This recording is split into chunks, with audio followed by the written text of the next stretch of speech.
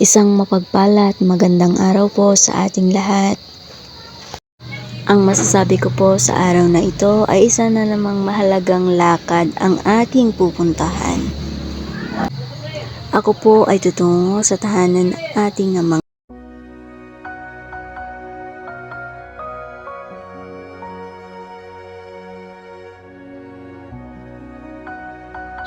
Hindi naman po kalayuan ang aking lalakarin kaya hindi ko na kailangang sumakay. Hindi po ako pupunta sa kanyang tahanan dahil ako ay napaka-perpektong tao, kundi ako po ay isa ring hindi perpektong katulad po nating lahat.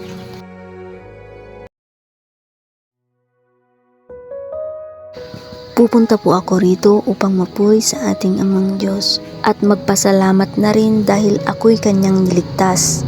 Hindi lamang ako kundi tayong mga anak niya. Maaga po akong tumungo dito kaya kaunti pa lamang po ang mga brothers and sisters na naririto. Hindi ko na po ipapakita lahat ng mga nangyayari dito sa loob para makapag-focus na mabuting gawain.